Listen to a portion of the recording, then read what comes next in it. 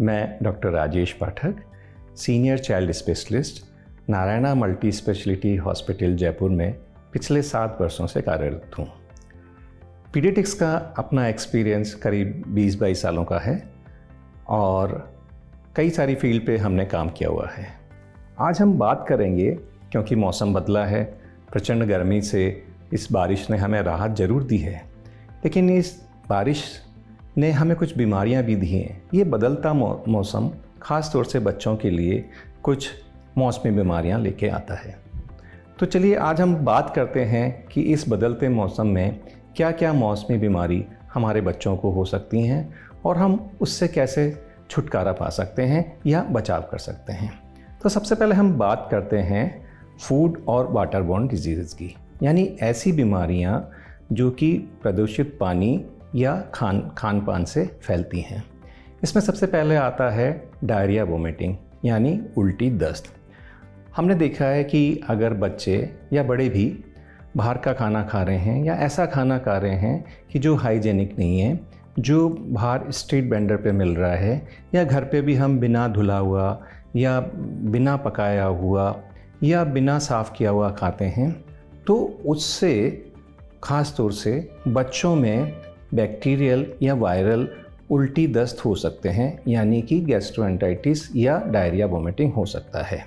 इसके साथ ही दूसरी जो कॉमन बीमारी हैं जो कि आपके खान पीन से या गंदे पानी से फैलती हैं, वो हैं टाइफाइड और हेपेटाइटिस ए यानी कि पीलिया।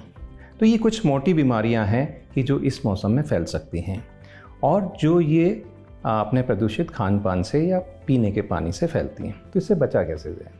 जैसा हम जिक्र कर रहे हैं कि ये प्रदूषित होने से फैलती हैं, तो हमें और बच्चों में ये ध्यान रखना है कि ख़ास तौर से इस मौसम में बाहर का खुला खाना ना खाएं, ना खिलाएं, क्योंकि ये दिखने में छोटी बीमारी हैं लेकिन ये लंबा समय ले सकती हैं। जैसे टाइफाइड की बात करें तो हम इसे मियादी बुखार बोलते हैं, इसमें 2-3 सप्ताह लग जाते हैं।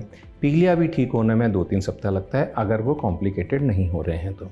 इसी तरह से डायरिया वोमिटिंग शरीर में पानी की कमी कर देता है, एनर्जी की कमी कर देता है और दूसरे न्यूट्रिएंट्स भी कम हो जाते हैं और बच्चे को कई दफ़े हॉस्पिटल में भर्ती भी होना पड़ सकता है।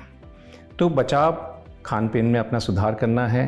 बिना धोए हुए कोई फल या सब्जी कच्ची अगर खा रहे हैं तो उसको नहीं खाना है, पूरा पका हुआ खाना खाएं और गरिष्ठ भोजन से बचें, जंक फूड से बचें और ख़ास तौर से बाहर का खुला पानी नहीं पीना है। जहाँ तक संभव हो बच्चे को अपनी बोतल में, स्कूल जाता है तो अपनी बोतल में पानी भेजें, या बाहर कहीं पीना हो रहा है तो ये इंश्योर कर लें कि हमें स्वच्छ और हाइजीनिक पानी मिल रहा है।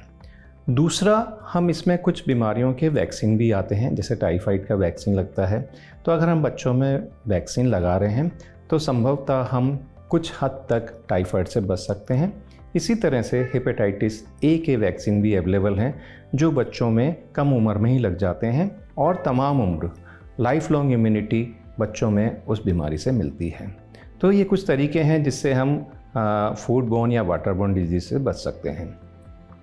दूसरी जो कॉमन बीमारी है वो है वायरल या विषाणु जनित, क्योंकि ये ऑप्टिमम टेम्परेचर होता है किसी भी बैक्टीरिया वायरस को ग्रो करने के लिए। तो इसमें कई तरह के वायरसेस ग्रो करते हैं और ये वायरसेस एक मरीज़ से दूसरे मरीज़ में फैलते हैं। गर्मियों की छुट्टियों के बाद जब स्कूल खुलते हैं तो सारे बच्चे मिलते हैं, क्राउडिंग होती है और यही ऑप्टिमम टेम्परेचर होता है जबकि वायरल डिजीज़ एकदम से बढ़ जाती हैं। क्योंकि हम जो वायरल डिजीज़ प्रोटोकॉल्स हैं जिससे कि हमें बचा जा सकता है, जो एटिकेट्स हैं कि वायरल डिजीज़ से बचने के लिए, वो हम पूरी तरह से फॉलो नहीं कर पाते हैं। जैसा हमने देखा विगत 2 वर्षों में, जबकि हमने इन चीज़ों को अपनाया, हमने मास्क लगाया, हैंड सैनिटाइजेशन किया और डिस्टेंसिंग मेंटेन करी, तो ये बीमारियां काफ़ी हद तक कम हो गई थी। लेकिन आने वाले समय में ये सब चीज़ें हम भूल जाएंगे तो वापस से ये बीमारियां उभर के आएंगी। इसमें मुख्य रूप से जो है रेस्पिरेटरी इलनेसेस होती हैं, जैसे कोल्ड हुआ, जुकाम हुआ, इन्फ्लुएंजा हुआ, स्वाइन फ्लू हुआ या बच्चों में निमोनिया। तो इनसे बचने का भी एक ही उपाय है कि जो हमने पिछले 2 साल में किया है उसको हम अपने जीवन में लागू रखें। जैसे कि बच्चों को हम मास्क पहनाना सिखाएं, संभव हो जितना देर तक हो वो अपना मास्क लगा के रखें, हैंड सैनिटाइजेशन, क्योंकि बच्चे समझने लगे हैं, उनको बताएं ये सिर्फ कोरोना के लिए नहीं है और दूसरी वायरल डिजीज़ हैं उनसे भी ये बचाता है, तो उनको अच्छे से हाथ धोना, सैनिटाइजेशन करना सिखाएं। इसके अलावा फिर मैं कहूँगा कि कुछ वायरल डिजीज़ के वैक्सीन्स अवेलेबल हैं, जैसे स्वाइन फ्लू का वैक्सीन अवेलेबल है जो हर साल लगता है, यानी कि ये एनुअल वैक्सीन है। तो मैं एडवाइस करूँगा कि अपने बच्चों को मई से जुलाई के बीच में, यानी स्कूल खुलने से पहले अगर हम ये वैक्सीन लगा देते हैं तो हम काफ़ी हद तक इस वायरल डिजीज़ से हम बच सकते हैं। इसके अलावा खाने पीने का ध्यान रखना है, अच्छे से लिक्विड लेना है, हाइजीन मेंटेन करनी है और जहाँ तक संभव हो कि बच्चों को क्राउड से अवॉइड कराना है। तीसरी जो इम्पोर्टेंट चीज़ है वो है वेक्टर बोर्न डिजीज़ है। जैसा कि हम सभी जानते हैं, बारिश के मौसम के बाद जगह जगह पानी भर जाता है और इन्हीं पानी में वो वेक्टर पनपते हैं जो कि हमें गंभीर बीमारियां देते हैं। जी हाँ, मैं बात कर रहा हूँ मच्छर की। मच्छर भी कई किस्म के होते हैं और अलग अलग मच्छर अलग अलग बीमारियां फैलाते हैं। जो मच्छरों से फैलने वाली जो कॉमन बीमारियां हैं जो कि जानलेवा भी हो सकती हैं और हमारी लाइफ में बहुत ज़्यादा इम्पैक्ट रखती हैं, वो है मलेरिया, डेंगू और चिकनगुनिया। मलेरिया जैसे बहुत कॉमन है और हम सभी जानते हैं, ये एनाफिलिस नाम के एक मच्छर से फैलती है और मच्छर के काटने से 4 से 5 दिन से लेकर 14 दिन के बाद बुखार आता है। तेज़ बुखार आ सकता है, बुखार के साथ कभी छूट सकती है और बहुत तेज़ बच्चों को या बड़ों को सर्दी लग सकती है, तेज़ बुखार आता है और अगर ये कॉम्प्लिकेटेड हो जाता है तो ये मलेरिया दिमाग में चल जाता है, जिसे हम सेरिब्रल मलेरिया कहते हैं, या और दूसरे अंगों में पहुंच के और शरीर को एक गंभीर बीमारी के रूप में प्रदर्शित करता है डॉक्टर्स के सामने। तो कॉम्प्लिकेटेड सिंपल मलेरिया से लेकर कॉम्प्लिकेटेड मलेरिया तक भी हो सकते हैं। और इसी तरह से डेंगू और चिकनगुनिया जो है वो भी मच्छर काटने से होता है। वो मच्छर होते हैं एडीज़। तो चिकनगुनिया और डेंगू भी मच्छर काटने से हो रहा है और इसमें भी करीब करीब वही सिम्टम्स आते हैं। तो इस सीज़न में अगर किसी को बुखार आ रहा है तो ज़रूरी होता है कि एक बार डॉक्टर से मिलें, क्योंकि डॉक्टर ये पहचानेगा कि ये कोई गंभीर बीमारी का रूप तो नहीं लेंगे। जहाँ तक इनकी डायग्नोसिस की बात है, क्योंकि जैसा हमने जिक्र किया तीनों के सिम्टम्स करीब करीब एक से हैं, तो ये जो पहचान होगी ये सिर्फ जांच से होगी। तीनों बीमारियों की जांच हर लैब में, हर हॉस्पिटल में अवेलेबल है, लेकिन हाँ, ये डॉक्टर को डिसाइड करने दीजिए कि वो क्या सोच के क्या जांच कराना चाह रहे हैं।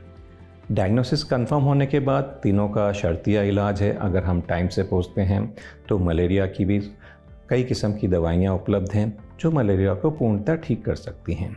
इसी तरह से डेंगू और चिकनगुनिया की कोई स्पेसिफिक मेडिसिन नहीं है, लेकिन उसके जो सिम्टम्स हैं या उसके जो कॉम्प्लिकेशंस हैं, अगर हम टाइम से चिकित्सा परामर्श लेते हैं, डॉक्टर को दिखाते हैं, तो हम काफ़ी हद तक इसके कॉम्प्लिकेशन से बच सकते हैं।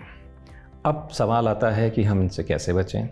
तो जैसा हमने कहा, ये तीनों बीमारियां सिर्फ और सिर्फ मच्छर काटने से होती हैं। तो पहला काम हमें क्या करना है, या तो मच्छर को होने ही नहीं दें। तो अपने आसपास अगर लगता है कि कोई पानी इकट्ठा हो रहा है, चाहे वो गमले में हो रहा है, आपके पुराने टायर्स में हो रहा है, या कोई ऐसे कंटेनर आपके पड़े हुए हैं, या कूलर है, या छत पे कहीं कोने में है, खड्डा हो रहा है, जहाँ भी आपको लग रहा है कि पानी इकट्ठा हो रहा है, तो आप उसको कोशिश करें कि उसको हटाएं, पानी फेंक दें। अगर बड़ा खड्डा है, नहीं हटा सकते हैं, तो उसमें जला हुआ तेल या बहुत सारे ऐसे पेस्टिसाइड्स आते हैं कि जिसका स्प्रे करने से आप मच्छर को पनपने से रोक सकते हैं। दूसरा, अपने घर के अंदर या घर के बाहर भी कुछ पेस्टिसाइड्स हैं जिसको यूज़ करके आप मच्छर को पनपने से रोक सकते हैं। अगर ये संभव नहीं है, अगर मच्छर हैं, तो दूसरा तरीका है कि अपने आप को मच्छर काटने से बचाएं। उसका सबसे आसान तरीका ये है कि जितना हो अपने आप को कवर करके रखें। तो बच्चों को स्कूल आप शॉर्ट्स में नहीं भेजें, नेकर में नहीं भेजें। आप स्कूल के जो वहाँ पे एडमिनिस्ट्रेशन में जो हैं उनसे बात करें कि आप उनको ट्राउज़र्स पहनाए हैं या पैंट पहनाए हैं, या पूरा कवर करने की बात करें। और घर पे भी रहें तो पतले कपड़े के आप पूरा बाजू का और पूरा पैंट नीचे पहना के रखें, जिससे अपने मच्छर काटने की संभावना कम हो जाए। इसके अलावा जो एक्सपोज पार्ट हैं, जो खुले पार्ट हैं, वहाँ आप कोई रिपेलेंट्स लगा सकते हैं। बाज़ार में बहुत तरह के रिपेलेंट्स अवेलेबल हैं, कुछ पैचेस हैं, क्रीम हैं, स्प्रे हैं, तो वो आप यूज़ कर सकते हैं जिससे कि आपका बच्चा मच्छर काटने से बचा रहे। तो ये कुछ चीज़ें हैं जिसका हम ध्यान रखें तो हम इन मौसमी बीमारियों से अपने बच्चों को और अपने आप को हम बचा सकते हैं। Thank you.